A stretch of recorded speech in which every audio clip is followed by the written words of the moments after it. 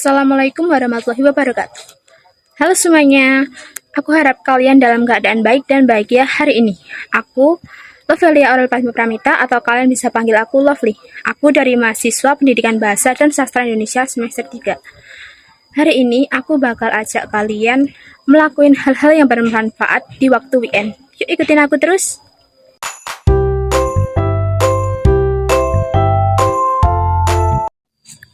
Halo, kembali lagi sama aku. Sekarang aku lagi siap-siap buat jalan-jalan keliling komplek.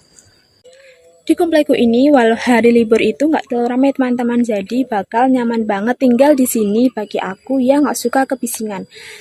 Dan waktu pagi pun udaranya sejuk banget, karena di komplekku ini tuh masih banyak pepohonan dan kebun tebu seperti di belakang ini.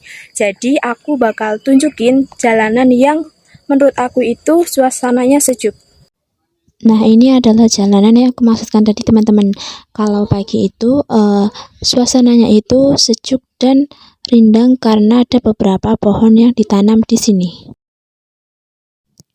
Tetapi untuk kebun tebu sebelah sana itu sudah dipanen. Nah, aku itu biasanya cuma jalan-jalan sekitar 45 menit aja teman-teman. Dan itu pun cuma jalan santai, bukan jalan cepat ya. Jalan santai gini pun sudah bisa membakar kalori dalam tubuh kita. Oh ya, di komplekku ini itu ada peternakan susu sapi perah yang bisa disebut dengan propang. Hasil susu yang sudah diperah itu nantinya bisa diolah menjadi tahu, tempe, dan susu yang sudah disterilkan itu nanti akan didistribusikan dan dikonsumsi oleh taruna-taruna di akademi militer.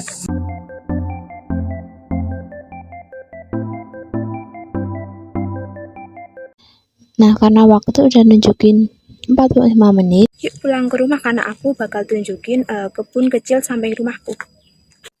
Hai, sekarang aku sudah di kebun samping rumahku. Di sini cukup banyak buah-buahan yang ditanam di kebun. Nantinya aku bakal ajak kalian untuk lihat satu persatu buah apa aja yang ditanam di sini.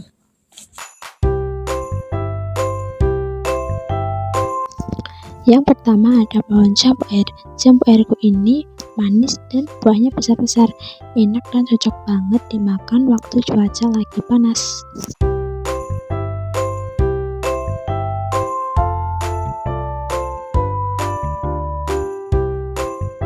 Yang selanjutnya ada pohon sawo. Kalian bisa lihat sendiri sawoku ini masih kecil-kecil dan belum matang.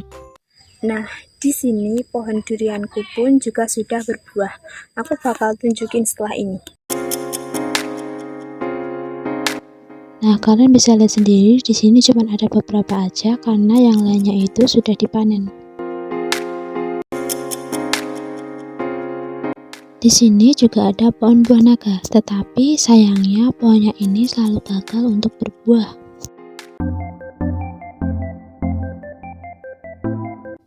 Selanjutnya ada pohon nanas. Di sini ketiga nanasku sudah berbuah dan hampir matang.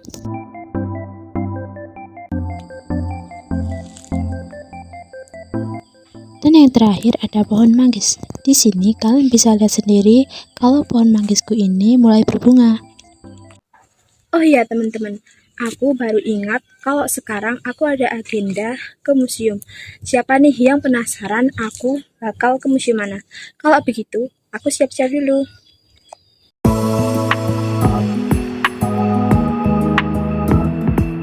Hai, aku lagi di Museum BPKRI Kota Magelang. Aku bakal jelasin sejarah terbentuknya Museum BPKRI ini. Jadi, Museum BPKRI ini adalah salah satu museum modern di Indonesia yang letaknya di Komplek Karesidenan Kedu Jalan Pangeran Diponegoro nomor 1 Kota Magelang, Jawa Tengah. Dan pertama kali diresmikan pada 4 Desember 1997 dengan luas bangunan 163,80 meter persegi. Lalu pada tahun 1999 Museum BPKRI ini mengalami pengembangan dengan luas bangunannya 260,18 meter persegi. Tetapi pada tahun 2016 mengalami perluasan dan sekarang luasnya menjadi 3.880 meter persegi. nantinya aku bakal ajak kalian buat keliling Museum BPKRI ini, karena Museum BPKRI mempunyai 14 ruangan. Sekarang aku sedang menuju ke pintu masuk Museum BPKRI.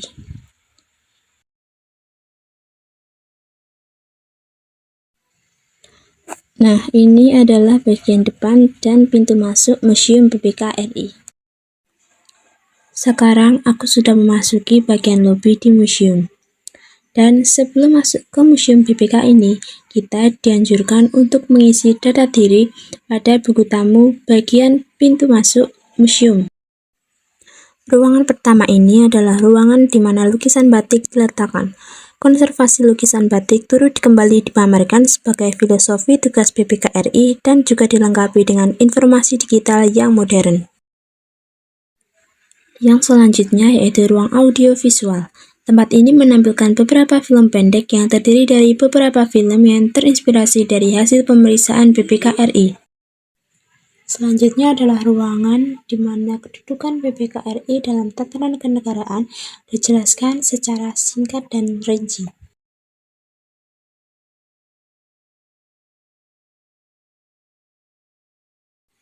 Ruangan ini disebut dengan ruang wajah BPK.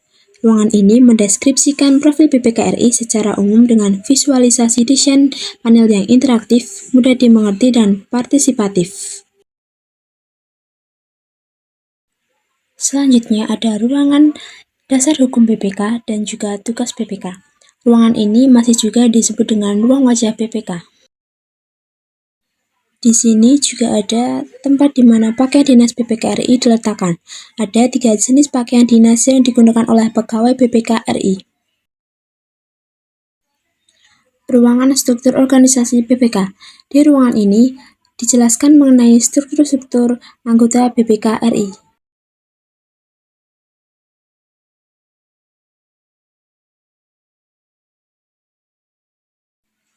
Yang selanjutnya ada kinerja BPK, di mana di ruangan ini dijelaskan mengenai capaian BPK pada tahun 2021.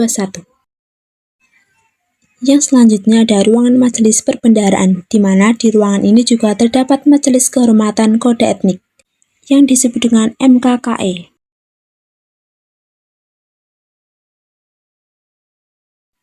Di ruangan selanjutnya ada 4 tingkatan kerangka Supreme Audit Institution. Setiap lembaga memiliki perjalanan sejarah yang panjang sejak berdirinya. Hal yang sama terjadi dengan BPKRI. Sejarah BPKRI dimulai dengan pendiriannya di Magelang tahun 1947, hingga bereksistensi sampai saat ini. Rangkuman dari eksistensi BPKRI di titik awal pendiriannya sampai saat ini di Jakarta. Oleh karena itu, ruangan ini disebut dengan ruang titik nol. Nah, yang selanjutnya adalah ruangan Magelang Tempo Dulu, di mana di ruangan ini terdapat dokumentasi-dokumentasi mengenai keadaan kota Magelang pada zaman dahulu. Ruangan ini disebut dengan ruang BPK. Ruang ini berisi profil badan berdasarkan periodisasi mulai dari awal kemerdekaan hingga pasca reformasi. Nah, ruangan ini pun terbagi menjadi 3 ruangan. Ruangan ini adalah ruangan bagian ketiga dalam ruang BPKRI yang menampilkan informasi mengenai Ketua BPKRI setelah lahirnya Undang-Undang Nomor 15 Tahun 2006 tentang BPKRI. Saat ini aku sudah memasuki beberapa ruangan yang ada di Museum BPK itu sendiri. Untuk masuk ke Museum BPKRI ini sendiri tidak dikenai tarif apapun. Nah, di sini ada miniatur mengenai ruang sidang BPKRI.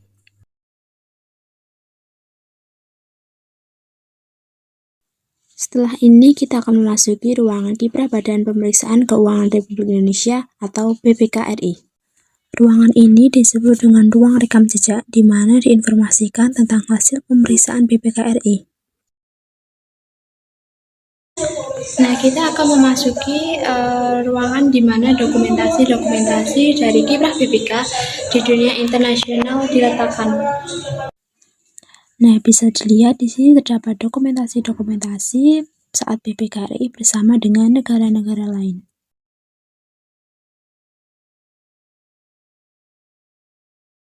Nah, tadi kalian sudah lihat beberapa ruangan yang aku tunjukin di dalam Museum BPKRI ini. Sekarang aku lagi menuju ke ruangan-ruangan lain yang ada di dalam museum. Pada museum bagian ini terdapat Kids Museum, ruang konservasi, perpustakaan, dan temporary exhibition. Yang selanjutnya ada kendaraan yang diberikan pemerintah kepada Bapak Muhammad Yusuf. Nah, Museum BPKRI ini sangat cocok buat kalian yang pengen ke museum tanpa harus keluar kota. Oke, segitu dulu keliling museum kita.